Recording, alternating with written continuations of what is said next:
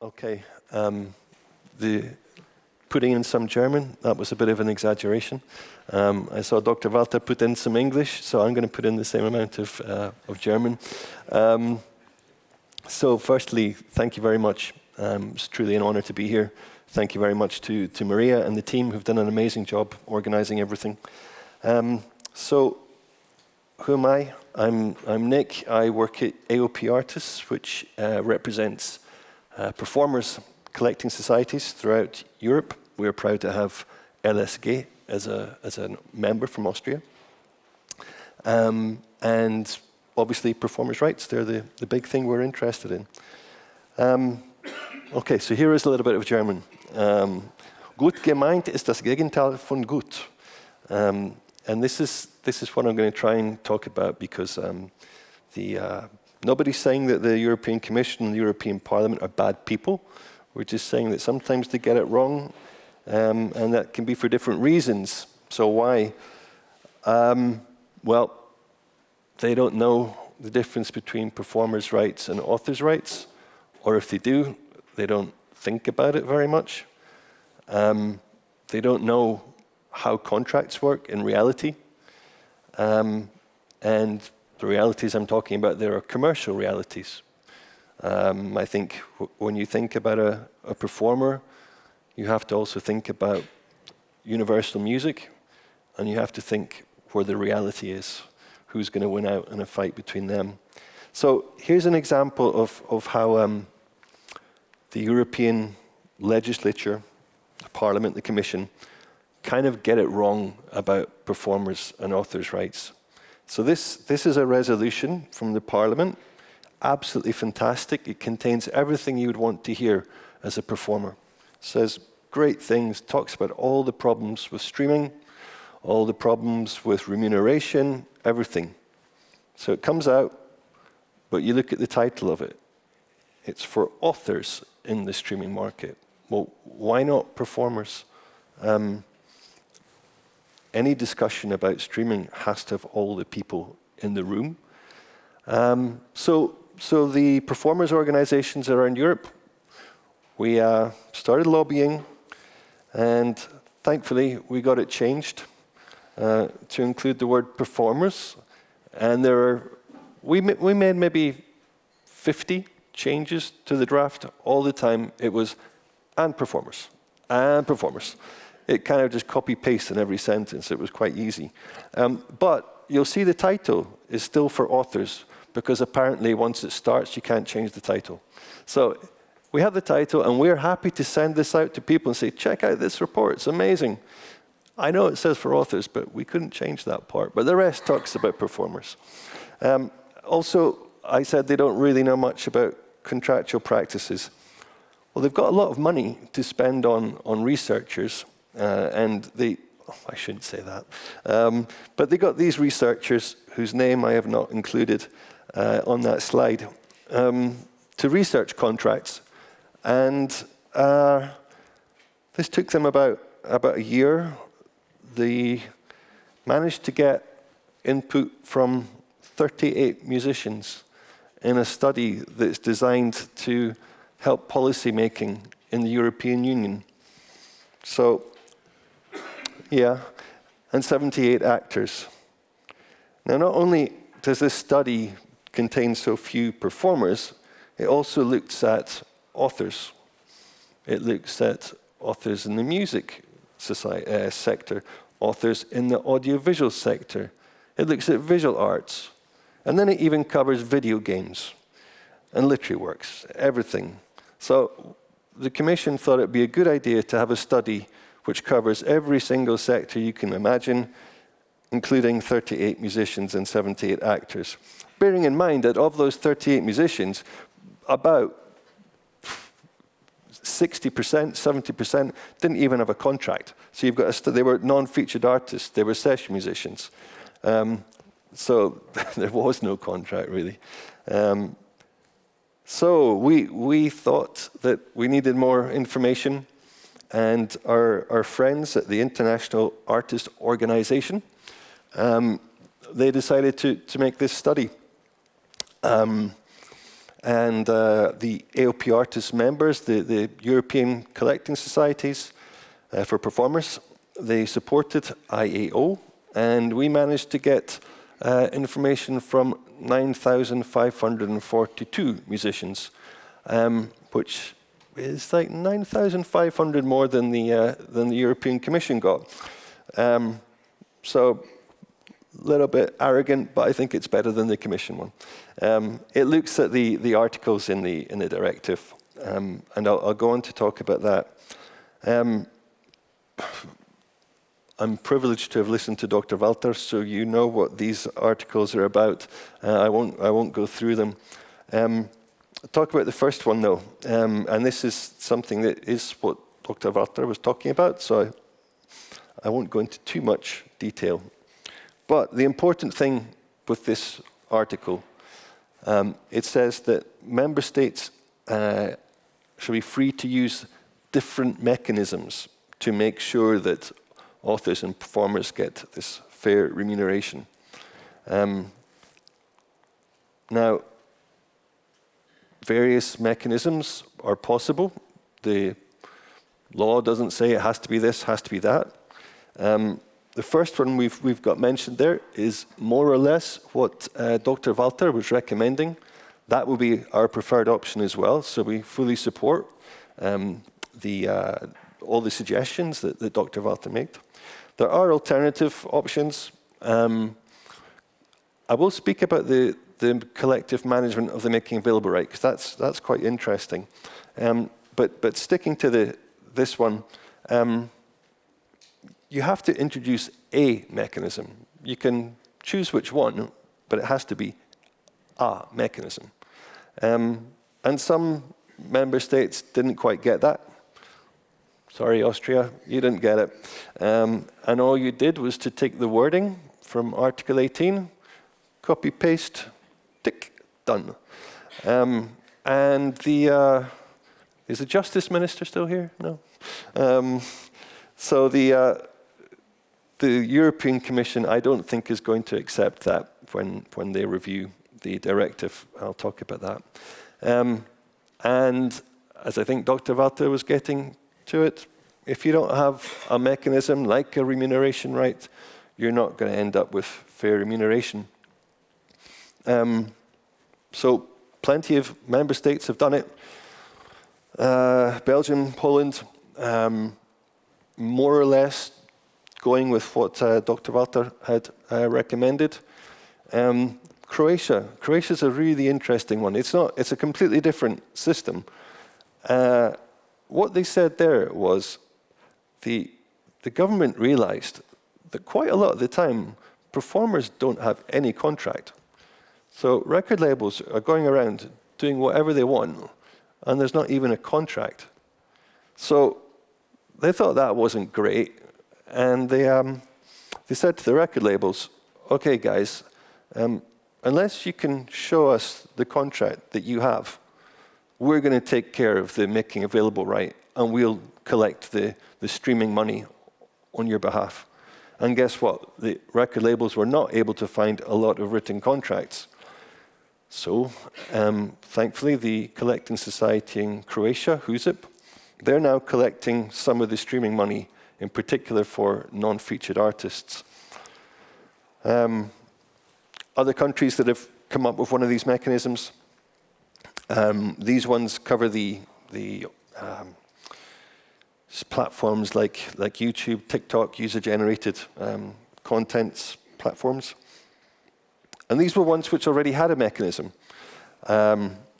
Spain is kind of like the gold standard. That's what everybody refers to.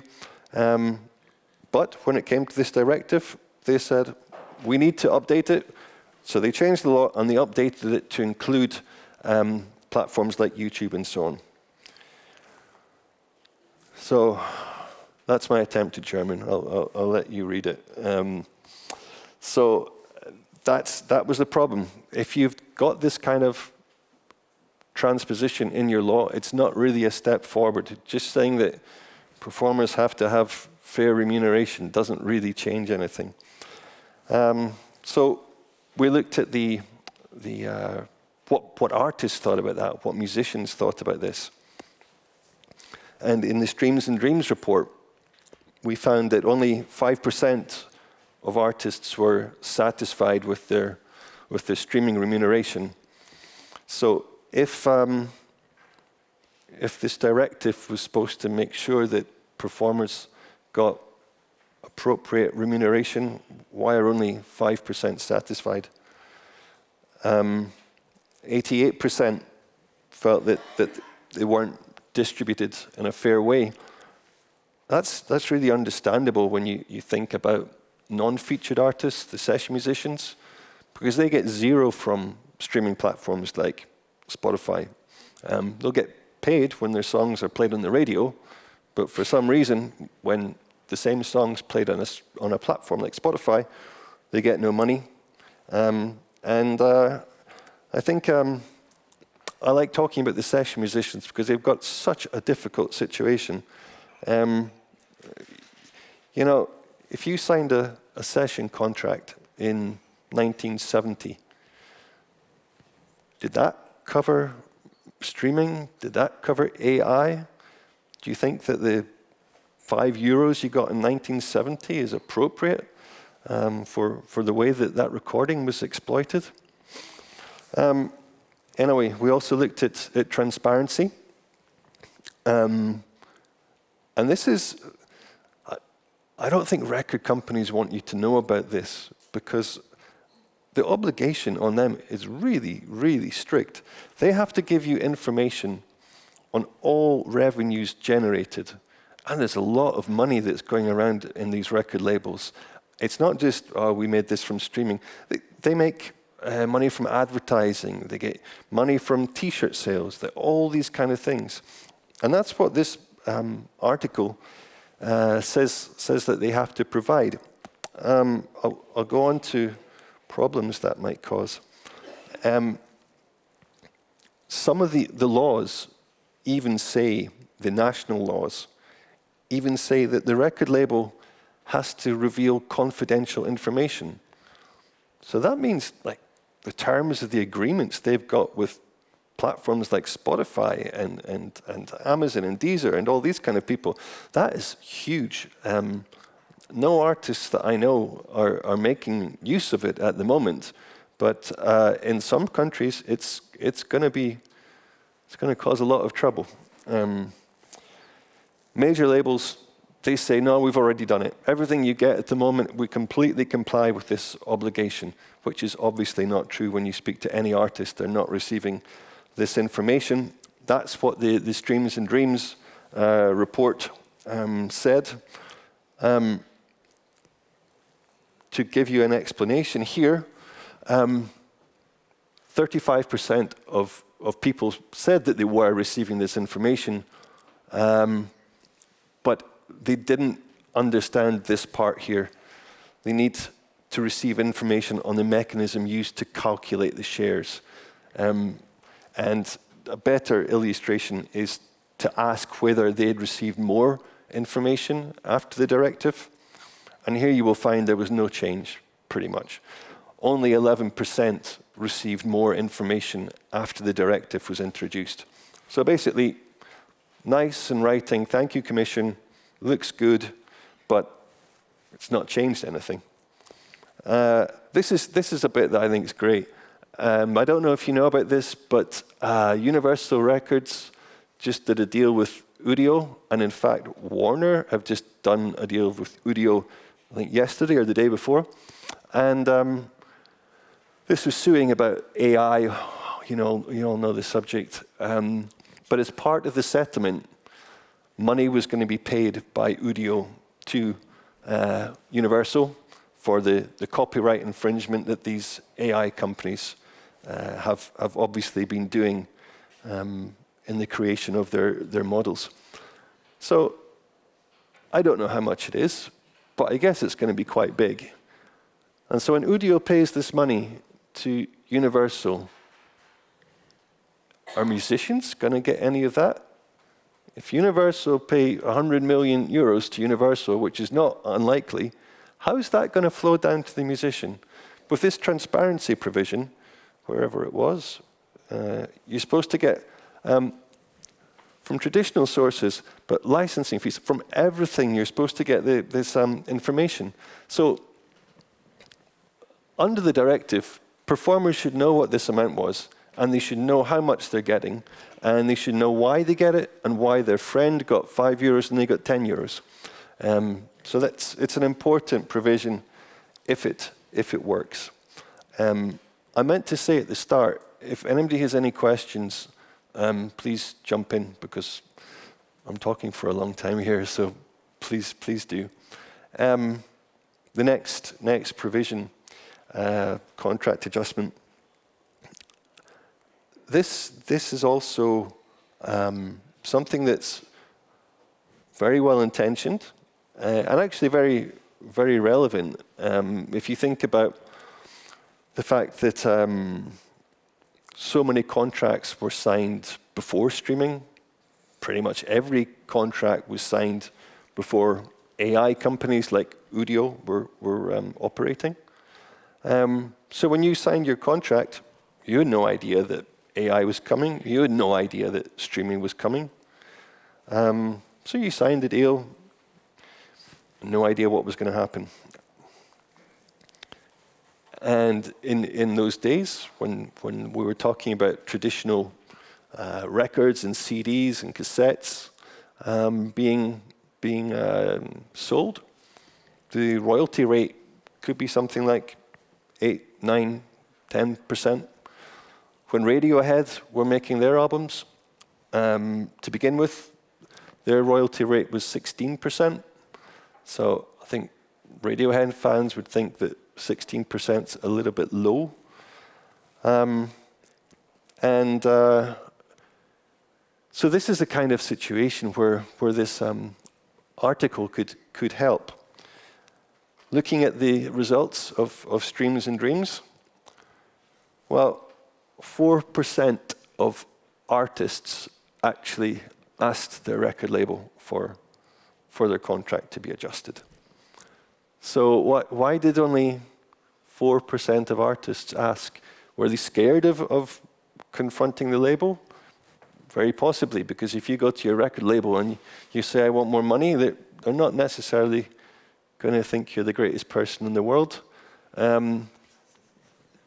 They maybe don't know about these new provisions. That's certainly possible.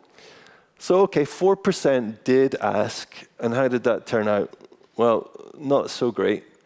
You see that of the ones that asked, 2/3 of the time they said nope. And that's going to be a big deal now, because with these record labels deals they're doing with Suno and Udio, I don't know if you know the way it's structured, but it's exactly like streaming. So what's happening is, first of all, the major labels are taking a big cash lump sum from these guys.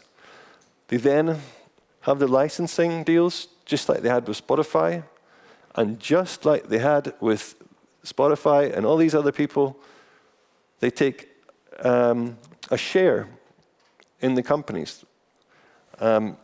So we don't know what percentage it will be. I think in Spotify, the labels took like a 5% share in the company. They're going to they are doing the same thing here. I don't know what percentage. So the labels are going to make money. The bigger these companies get, the more money the labels get. Why should artists not get a share of the 5% dividends that Suno pay the record labels? There's no reason. And this transparency information should cover that. So we should know what's happening in those deals, and we should know how much an artist is entitled to. This one kind of is a bit frustrating. When you get a law that says you're entitled to ask for alternative dispute resolution, you're entitled to ask for whatever you want. You don't need a law to tell you that you can ask for something. So quite how this managed to make its way into a directive is not very clear to me. To be fair, some countries have got provisions like this already in their law. I think Austria's actually got a pretty good system for this, where dispute resolution procedure works. Maybe I'm wrong. But some countries certainly do. But again, musicians didn't really think this was a great thing. Only 15% used the provisions to try and solve their problems. And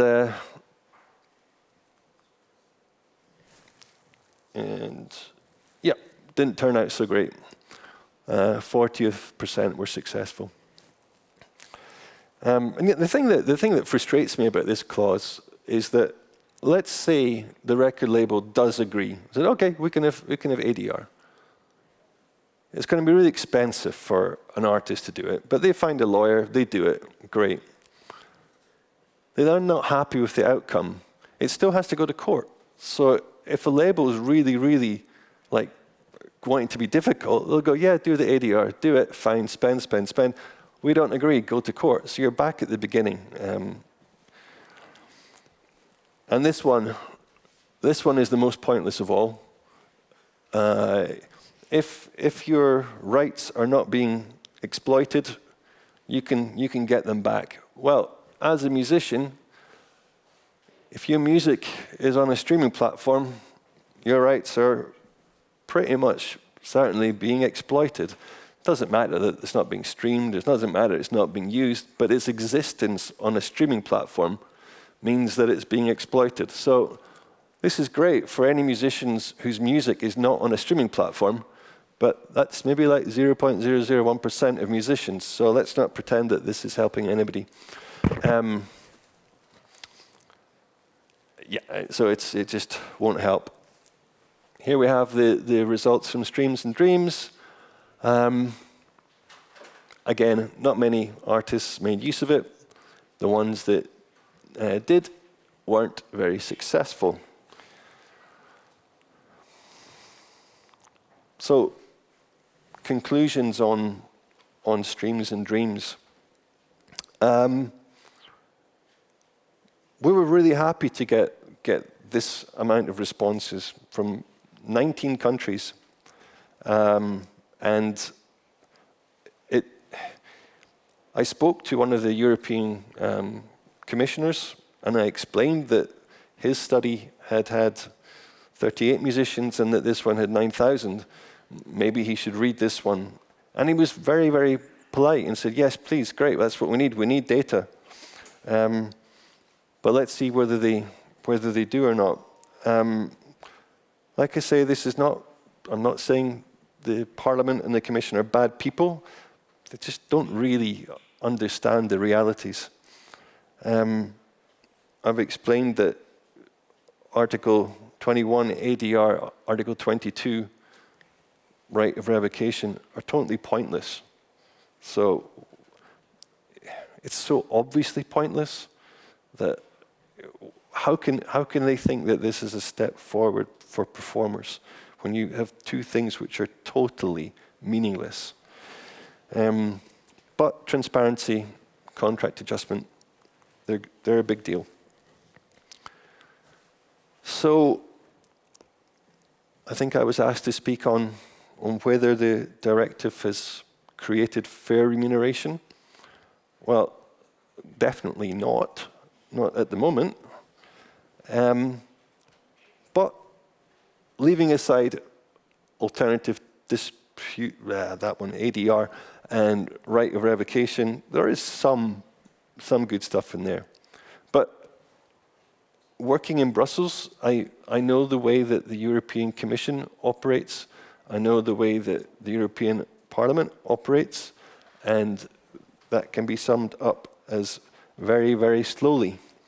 So if organizations like mine go to the European Parliament and say, please would you change this? They might say, yeah, well, we agree, but come back in 5 years when we've stopped talking about AI, because that's all we're interested. They gave us this law in 2019. You really think they're going to go, oh, let's rip that up, we'll do some more. What do you want? No worries, we'll give you that. But national governments, they've got a bit more flexibility. They can look at the directive and say, oh, you know, we didn't do a great job when we put that into our law.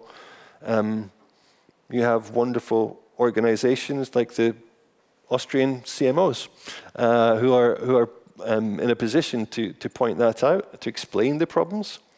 And it's very, very possible for a national government to put this right. We at European level can explain the problems. We can try to convince European members of parliament about the problems. And to be honest, most of the time we have. A lot of the times they agree with us. But let's not pretend that anything will happen quickly with them. We also talked not just at the European level, but when you go to WIPO, Dr. Walter pointed out that the last treaty that they gave us for performers was 1996. If we want another treaty, which is what some people are trying to do, I think a realistic deadline might be about 2046 at best, because you know it's AI or nothing now. That's all that's interesting. So this is like the big thing. Dr. Walter talked about it. This is what we need. We need a mechanism. It's not just we need one, but member states are obliged to introduce one. And sorry, Austria, but you guys haven't done it. You're far from alone. In fact, one of the countries which has introduced the best mechanism is, in fact, Poland. And they were the last country to implement the directive. And that was great. They missed the deadline by ages. They were really late. But at least they took their time. They looked at all the options, and they introduced more or less what Dr. Walter was recommending for both actors and musicians. And too many countries just said, oh, there are more important things to do. And that is true. You have to accept it. But they just copy-pasted the directive, and that's ended up being the problem that we face today. And being, I was going to say pessimistic, but being realistic, I don't think we're going to get a lot of progress from national governments at the moment, because what Dr. Walter was recommending is the subject of this court case. There, isn't it? The streams and others against Belgium. What that is about is that Belgium introduced this mechanism. It was great. Everybody was very happy, apart from Spotify, apart from the record labels, and they behaved so badly. They were so abusive towards certain people who were behind these laws. It was actually not pleasant. Anyway, the case went to the Constitutional Court in Belgium. The Constitutional Court said, well, we think this is okay, but we better send it to the Court of Justice to decide. So it's gone to the Court of Justice, and I just heard that the pleadings are not going to happen until June at the earliest. So we can't expect a decision in this case until maybe September 2026, maybe even the end of 2026.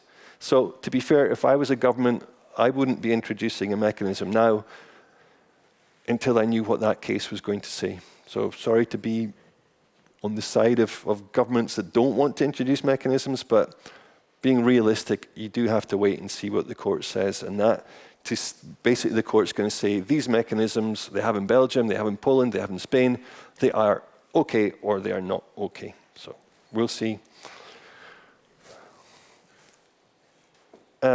Transparency. I've been in rooms with the record labels and saying, do you see what this is? Do you see what we're entitled to? And they say, yeah, it's not a problem. You're getting all the transparency you need. And I'll tell you a story. A friend of mine who's a successful musician, he's got the money to afford to be able to do audits, getting your accounts audited as a musician is extremely expensive because they have to go through all the lines and lines of Spotify information and all that. It's a really big deal. Anyway, he's had his record deal money audited about 10 times, and every time there was a mistake. Okay, mistakes happen. But every time the mistake was in favor of the record label. So, yeah, you know, is that just a coincidence? I don't think so. So transparency would help. But the only way that's actually going to happen in reality is if we get the European Commission to make everybody get round the table, the performers, the authors, the streaming platforms, and the record labels, and the publishers, to go around the table and say, okay, what information has to be provided? Because otherwise, the record labels will just say, yeah, we gave you the information. So that would serve two purposes. The Commission would realize that the record labels are going to say, no, we don't want that in the template. We're not going to give you that information. And then the Commission's going to say, well, that's in the directive. You have to do that. And then the Commission will start to see exactly the position of the record industry and how unwilling they are to comply with the directive. So that's something the Commission could do. It's not difficult. It's not going to take ages. They do this for other things. So I think that's something that realistically should be done very, very soon. And it would be very revealing. If we have that transparency template in place, if record labels don't provide the information, it can't just be, oh, well, sorry, we'll do it next time. There have to be sanctions because otherwise it's pointless. Contract adjustment.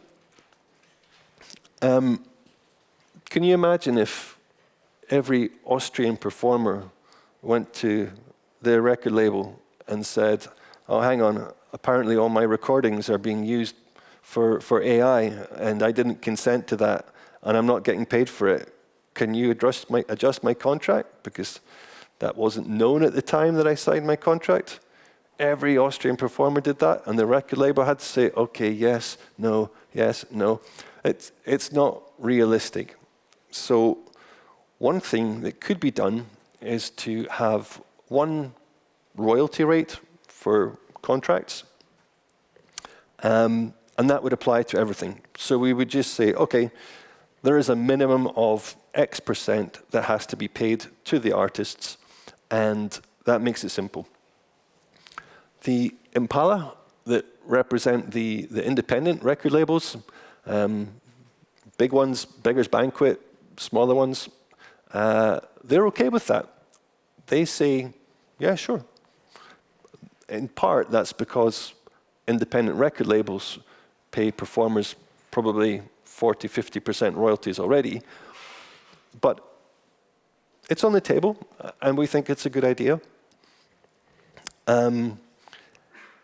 Also, I had a conversation with a guy at Universal Records who was sitting next to the European Commissioner for Culture. And I asked him, he was talking about, oh, Gen AI, it's the biggest theft in the history of the world. All these Suno and Udio taking our recordings and not paying us anything. It's horrific. Copyright infringement. Wow.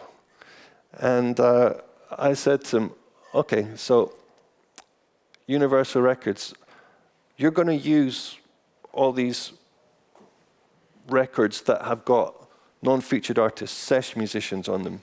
Are you going to pay the session musicians any of the money you get from Suno and Udio? No. Well, isn't that copyright infringement? No. We've got the rights. Oh, have you? Do you have a contract? With that guy over there, that session musician, do you have a contract with him? What about her? One of the things that came out of the Streams and Dreams study was that the percentage of non-featured artists that have got contracts in writing is so small. Like in Portugal, I remember it was 85% of musicians, non-featured artists, did not have a signed contract.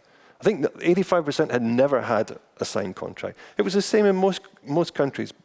By far, the majority of artists don't have signed contracts.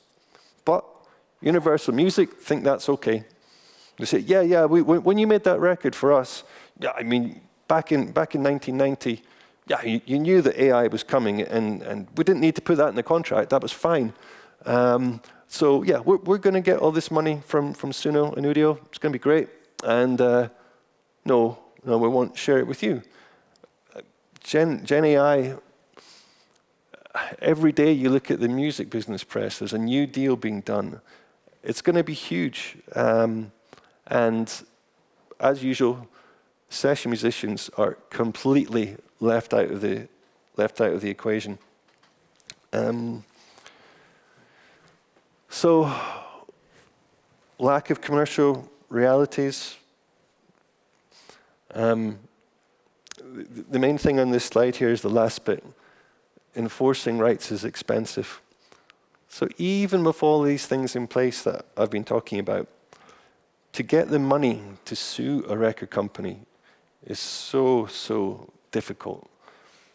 I know really big organizations that have tried to do it in the UK. The money you're talking about, it's like £1 million plus to get these kind of cases into the courts. To do it, you have to, imagine you're representing the non-featured artists. If you want to do it, you can't go and do it on behalf of one person. On behalf of one person, you win and you get €100.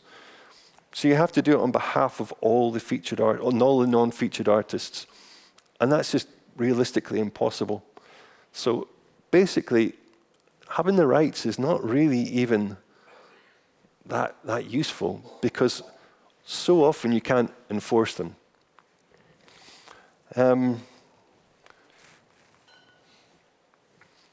But this is good news.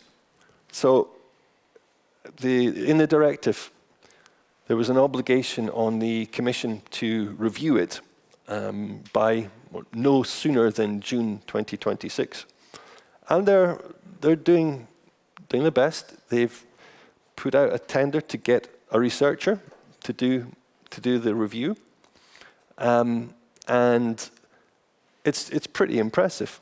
These are the things that the Commission says that the researcher has to do. And that's actually written in the tender. So this is good. And the last bit is amazing.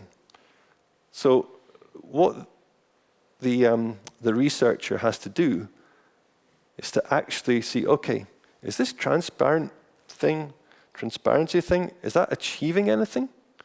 Is it effective? What about contract adjustment?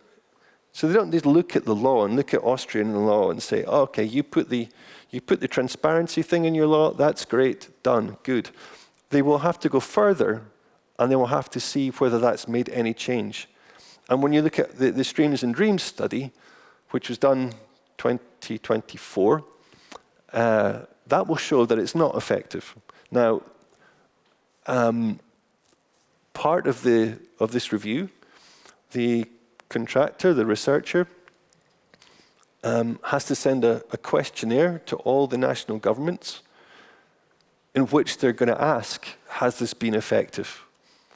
Now, I don't know how a national government is going to say whether it's been effective or not. But they're going to have to make the effort, because if you get a questionnaire, if this is done properly, and it actually says, okay, how much more information are you getting? Which actors are happy? Which musicians are happy? It could really work, but let's see. So I'm happy about it, but I'm not confident they'll get the information. And when they do get it, I'm not sure what they'll do with it. I think the topic of this was about fair remuneration or something, and how, that good gemeint thing. So this is another law that is an example of good legislation, but it actually doesn't work so well in practice. So for musicians, this term extension directive came out a long time ago, and it gave non-featured artists, the session musicians, annual supplementary remuneration. What that means is that if you have a record and it gets to 50 years old, for the next 20 years, you get 20% of the record label revenue. So that's not bad. The way it works is that the collecting society, the Performers Collecting Society, they go out to the record label and say, we represent this featured artist, we want the money, or rather, that's not quite right actually. So the record label says, yeah, this record has been played. Yes, you are entitled to 20% for all the non-features on this record. But it's up to the CMO to find the non-featured artists. So if you have a record that's more than 50 years old, it's going to be pretty hard to find out who the non-featured artist was. Because as mentioned, record labels don't really they don't have contracts often. And if they do, they don't keep them. So very frequently, the CMO has to spend a lot of money and time getting this information. And guess what? If they can't find the non-featured artist, what happens to the 20%? Yeah, the record label keeps it. So there's not really a huge incentive for record labels to comply with that. Another point about that directive is that it increased the term of protection only for musicians. So musicians, basically for musicians. So they're now protected for 70 years. Actors only get benefit for 50 years. And there was never any explanation as to why actors should be discriminated against like that. And a recent Commission report, we've been talking to them for ages, saying this is not fair, you have to change this discrimination, and the report refused to do that. So that's another bit of legislation that wasn't effective. Finally, Beijing Treaty. Dr. Walter's already covered this, so I won't go into too much detail, but the Commission's not ratified it. The Commission doesn't know how to, because it doesn't know how the audiovisual rights work in different member states. And so consequently, actors and musicians are not getting any benefit out of it. So, German promised, hopefully that's Austrian German. Danke vielmals. Thank you very much. If you would like to download the Streams and Dreams report, it's there. Thank you.